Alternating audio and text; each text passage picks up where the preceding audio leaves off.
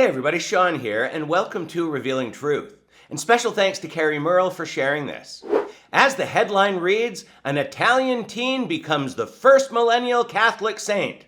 This is yet another false teaching in the Catholic Church, and that there's a process to becoming a saint.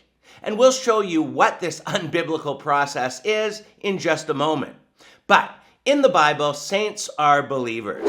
In Acts 9:13, Ananias answered, Lord, I have heard from many about this man, how much harm he did to thy saints at Jerusalem. Saints are living believers, and if they die, they'll be dead saints. But it doesn't take dying to be called a saint in the Bible. Yet here's what the Catholic cult says. Sainthood indicates that the church believes the person is in heaven with God. So right from the start, this process is based on human assumptions in regards to salvation. This isn't something people should be guessing about. They say that sainthood causes are examined by a Vatican department that must confirm that a person lived a holy life. A holy life? You mean like some of the Catholic priests have with all their shenanigans with young people? And this usually also involves the verification of two miracles attributed to the future saint's intercession with God in heaven.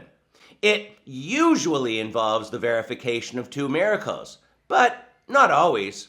No real hard standard of being a saint in Catholicism. Yet in Christianity, you become a saint as soon as you're born again. They say that there's 4 steps to sainthood, and that the path to sainthood can take several years to complete, said no Bible verse ever. They say that typically a person is considered for sainthood 5 years after death. So people have to die before they can be called saints according to them, but not according to the Bible. The next step is more verification of stories and heroic virtues. Next is the verification of a miracle.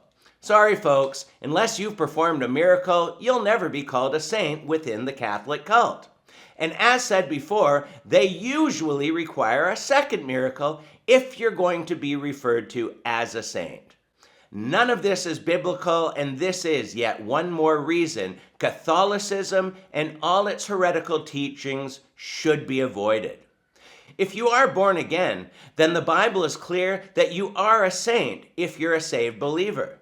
So let's keep it simple and believe what the Bible says rather than this man-made nonsense. And with that being said, we're going to leave it here for today. So leave your comments below. And until next time, take care and God bless.